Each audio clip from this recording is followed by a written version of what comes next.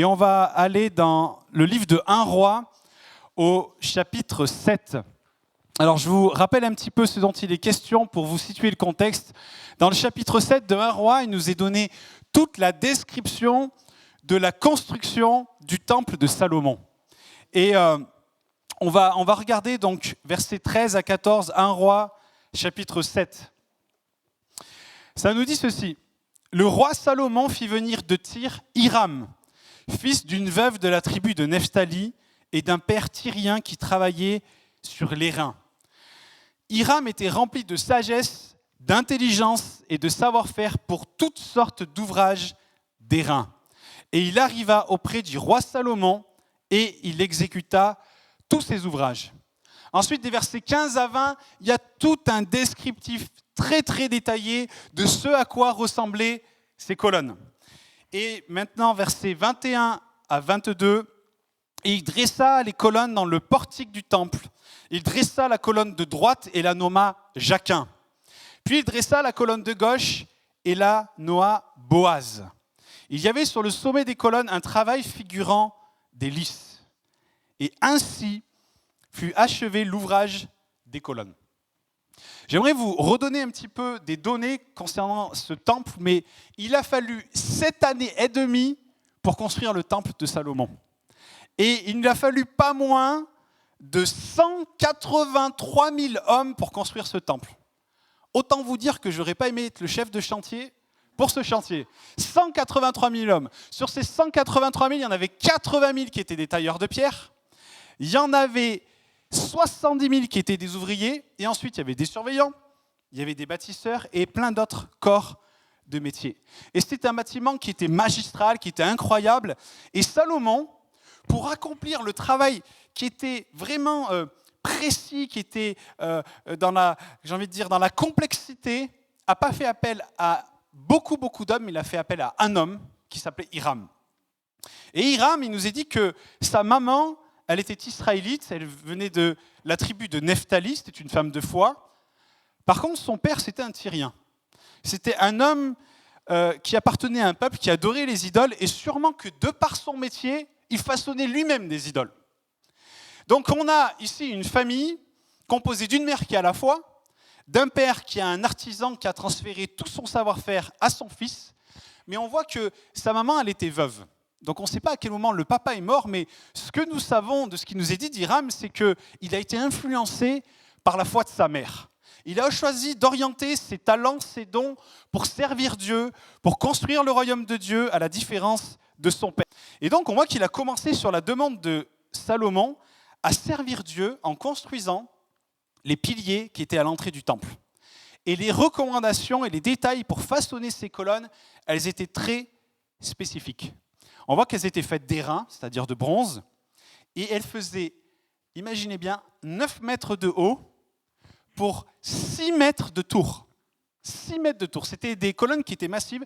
On va les afficher à l'écran pour que vous puissiez un petit peu vous rendre compte de ce à quoi ça ressemblait. Vous voyez ces immenses colonnes qui sont là à l'entrée, qui sont faites de bronze. On voit qu'ensuite on arrive au chapeau du pilier où il y a ces grenades qui sont là, et il y a toute la sculpture que Hiram a pu faire ensuite.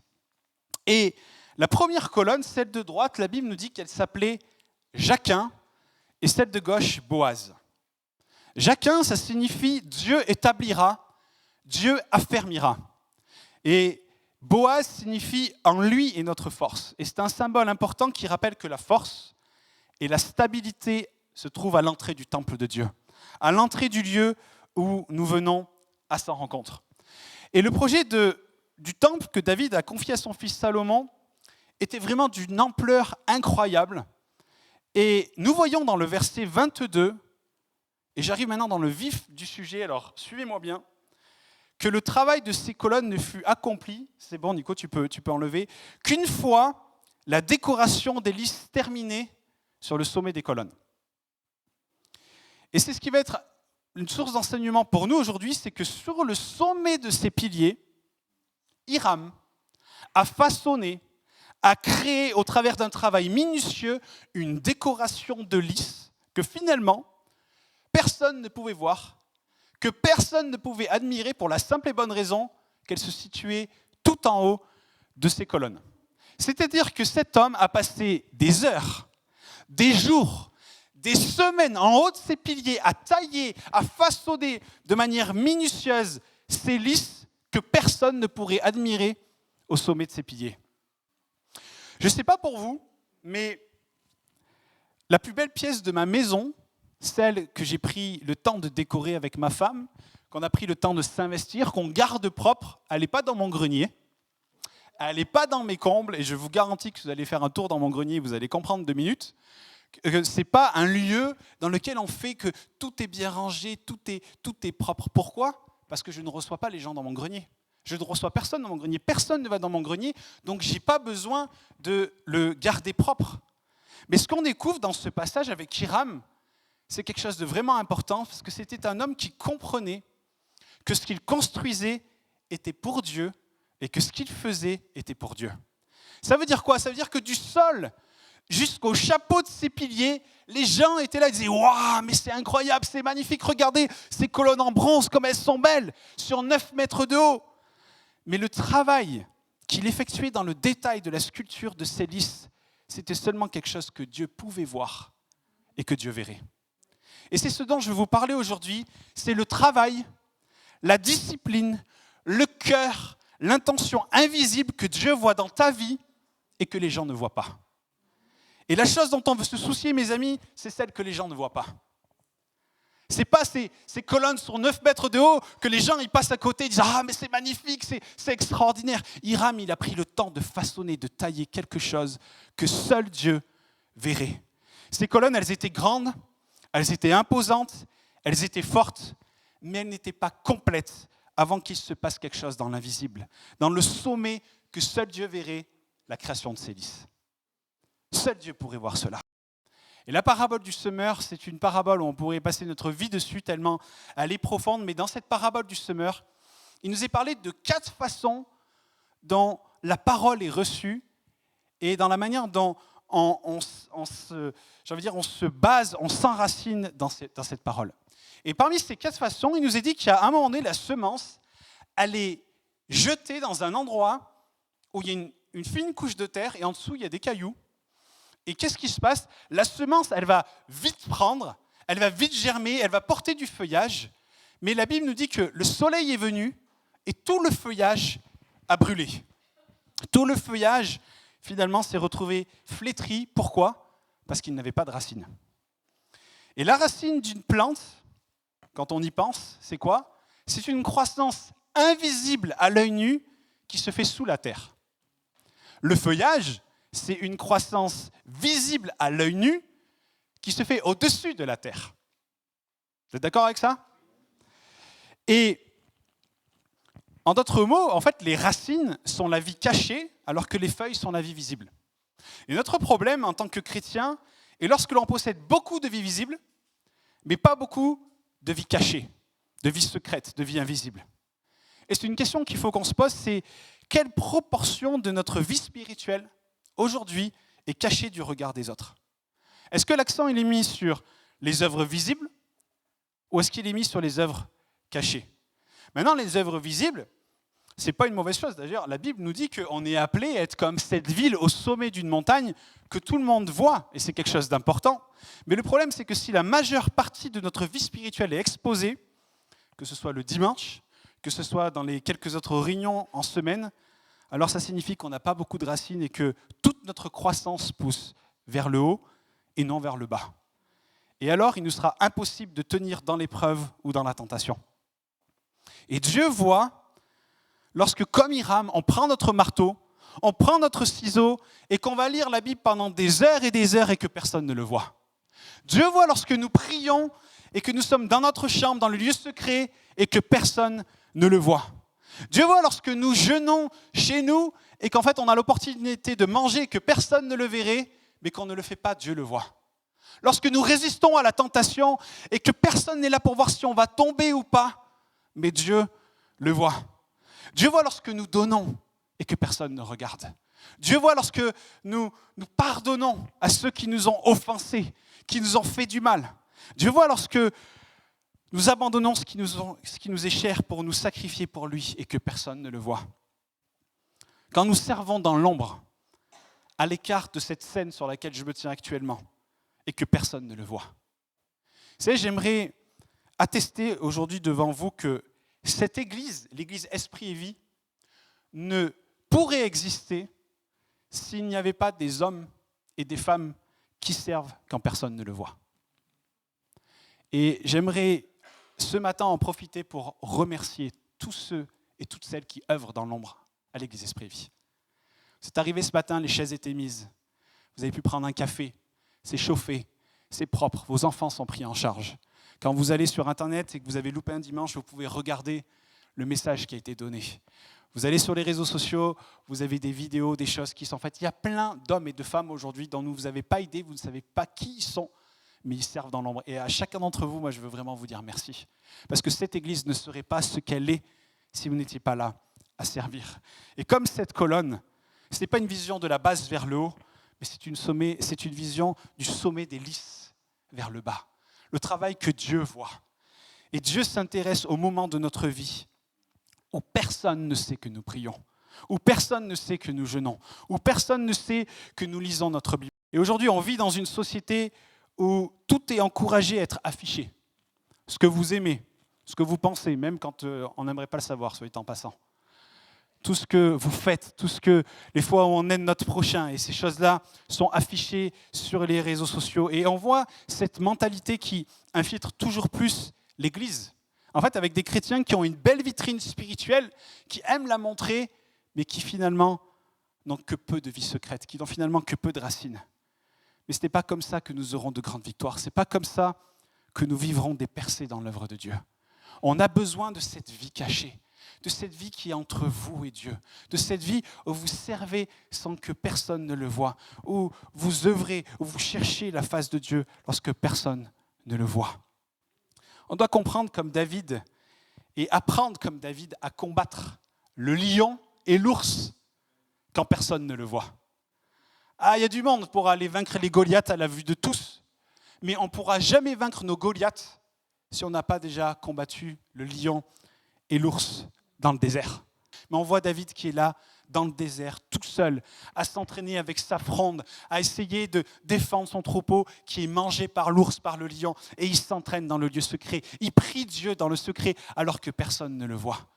Et on a besoin de passer par ces temps de désert, ces temps de solitude dans les lieux arides, où on apprend avec l'aide de Dieu à combattre le lion et à combattre l'ours. Et ça nous parle de ces racines que Dieu veut construire dans ta vie, dans ton intimité avec lui, mais aussi dans le service, dans l'ombre où il façonne ton cœur, où il aiguise ton épée et où il te prépare pour de plus grandes choses. Vous savez, il n'y a pas de raccourci avec le Seigneur. Le monde fait tout pour ancrer, mais la parole de Dieu demeure éternellement. Je parlais de ça il y a 2 semaines en arrière, je disais, mais en fait, on vit dans cette société Amazon Prime. Tout de suite. Faith Prime. On voudrait la foi comme ça qui vient d'un seul coup, mais la Bible nous dit que la foi vient de ce qu'on entend, et ce qu'on entend vient de la parole de Dieu. Ça veut dire quoi ? Ça veut dire que les choses ne vont pas changer dans le royaume de Dieu et la spiritualité parce que le monde change et que tout vient tout de suite. On devient des chrétiens avec une foi prime. Mais ce n'est pas comme ça que le monde marche, et ce n'est surtout pas comme ça que notre foi avec le Seigneur marche. Ces principes demeurent éternellement, et rien de cette société ne changera le cœur et la méthode de Dieu. Beaucoup veulent afficher leur spiritualité quand elle est vue, quand elle est connue, quand elle est faite sur la scène, mais le royaume de Dieu avance et se construit au sommet de la colonne quand personne ne voit notre consécration, quand personne ne voit notre adoration, quand personne ne voit notre soif de connaître Dieu. Et c'est merveilleux d'être sauvé. C'est merveilleux de venir à l'église et d'adorer avec nos frères et sœurs. Et c'est vraiment une grâce qui vient de Dieu, c'est une puissance, c'est voulu de Dieu. Mais ce qui impressionne Dieu, c'est quand nous le cherchons dans le lieu secret. Ce qui impressionne Dieu, c'est quand nous continuons de le servir, de chercher sa face dans le désert, dans la lassitude, dans la difficulté et dans le manque de résultats. Et peut-être que c'est ce que vous vivez aujourd'hui. Peut-être que vous êtes dans l'épreuve, vous êtes accablé, vous avez des doutes, mais vous continuez de chercher la face de Dieu. Ça c'est ce qui plaît au cœur de Dieu. Cher, quand on lit cette histoire, pensez à cet homme Hiram. Moi, j'aime bien m'imaginer ce que je lis, mais imaginez-le là-haut, travaillant jour après jour, semaine après semaine, alors que personne en bas ne verrait jamais son travail. Mais Dieu voyait, Dieu bénissait son travail. Et peut-être que beaucoup auraient dit, mais Hiram, mais qu'est-ce que tu fais? Mais les listes, c'est en bas qu'il faut les faire. Faut que tout le monde les voie. Faut que ça se voie, Hiram, mais tu fais n'importe quoi. Mais Dieu voyait. Dieu voyait son cœur, Dieu voyait son travail. Et Dieu voit nos cœurs. Nous pouvons être sauvés, nous pouvons marcher avec Dieu depuis des années, mais c'est le travail des lys que Dieu voit. Et si vous êtes sauvés, que vous allez au ciel, merci Seigneur, gloire à Dieu, merci Jésus. Mais il y a tellement plus à vivre pour Dieu et avec Dieu.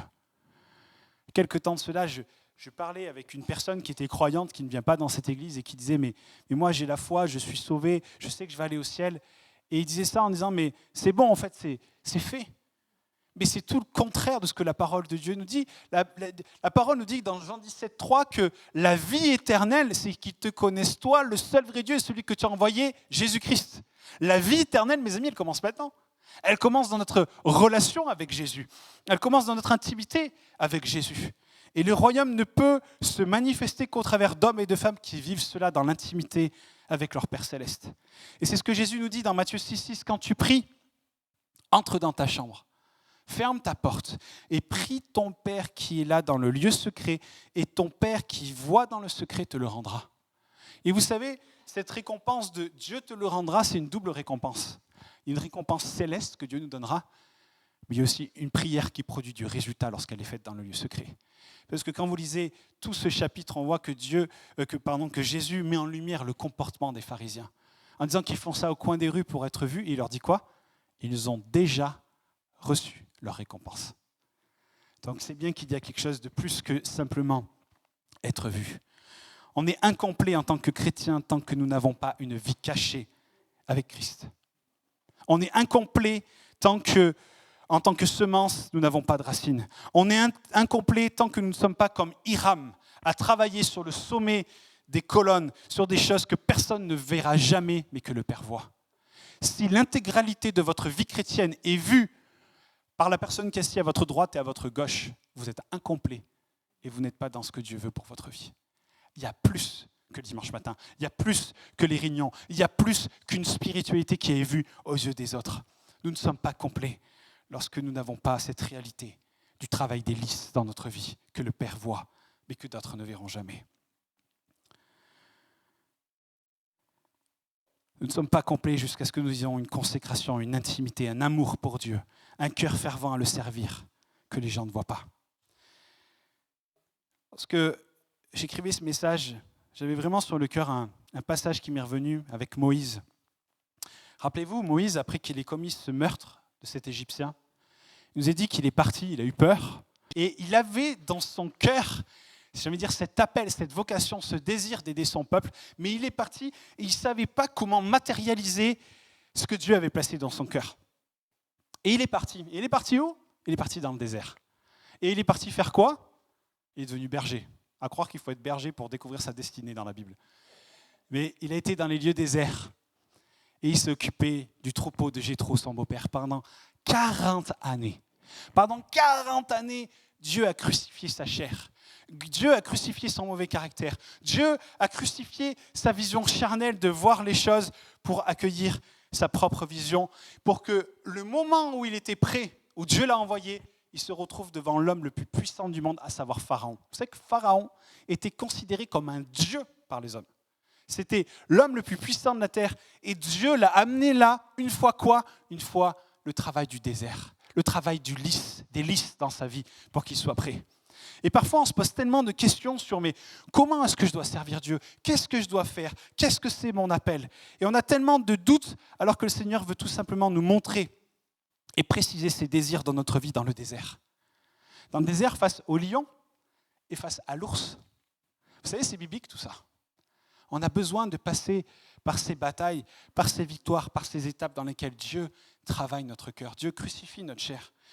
Moi, j'aimerais vous donner un témoignage, mais vous savez, lorsqu'on a commencé cette église, il y a 12 ans, avec Delphine, avec Lilou, avec Nizar, ça a été un temps de désert comme vous n'avez pas idée. Dan me disait juste avant qu'il y a 10 ans, j'ai rencontré Dan, on ne se connaissait pas, mon frère avait organisé une course avec des collègues de travail, et Dan était un collègue à mon frère. Et Dan me disait, tu te rends compte, c'était il y a 10 ans. Il y a 10 ans, et il y a 10 ans, je dis, mais tu sais qu'il y a 10 ans, on était 6 à l'église. On était 6. Et je me souviens quand on a démarré, j'étais là et j'avais envie de servir Dieu, j'avais envie de prêcher la parole de Dieu. Et Dieu m'a dit, c'est bien, tu vas commencer. Et vous savez que j'ai préparé pendant des années et des années et des années des prêches pour ma femme, ma belle-sœur et mon beau-frère. Oh, mon orgueil a été crucifié, foulé aux pieds d'une manière inimaginable. Mais ça a été en fait le temps de mon désert. Et à ce moment-là, je peux vous dire, ce n'est même pas des lions et des ours que j'ai combattus, c'était des sauterelles et des fourmis. Mais c'était ma saison à moi dans laquelle Dieu a travaillé mon cœur et ça a duré des années. Là où vous en êtes dans votre vie, peut-être que vous traversez des déserts, peut-être que vous êtes à combattre le lion et l'ours, mais laissez le Seigneur faire. Combattez le lion et l'ours avec lui. Laissez-le vous donner et vous montrer qui il est pour vous. Et alors viendra des combats plus grands et encore plus grands. Et Dieu voulant, vous combattrez vos Goliaths aux yeux de tous. Mais c'est le processus de Dieu.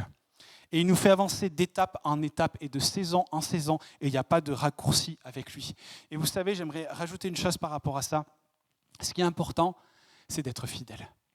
Fidèle dans ce qu'il nous donne. Vous savez, il y a un verset biblique qui nous dit qu'il ne faut pas mépriser les faibles commencements. Et moi, je sais que le Seigneur m'a repris là-dessus. Parce que des fois, en fait, on considère des saisons de nos vies comme inutiles, comme insignifiantes, comme nulles.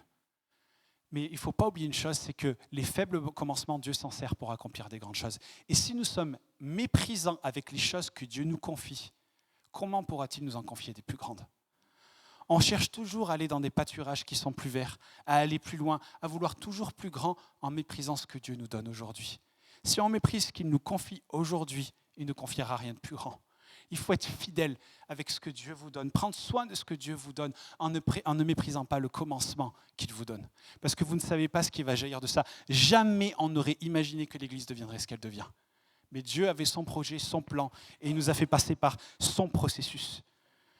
Et Dieu peut faire de grandes choses avec ce que Dieu nous confie aujourd'hui. Même si ça paraît faible, même si ça paraît peu, Dieu peut faire de grandes choses avec cela. On a besoin de vivre cette dimension dans l'intimité avec notre Dieu, mais également aussi dans le service pour l'avancement de son royaume, pour le service de notre prochain, pour le service de notre Église. Comme je vous l'ai dit, cette Église, elle ne pourrait exister ni continuer d'exister sans des hommes et des femmes qui servent dans l'ombre. Et aujourd'hui, ce n'est pas de quelques-uns dont on a besoin, mais c'est de chacun de vous.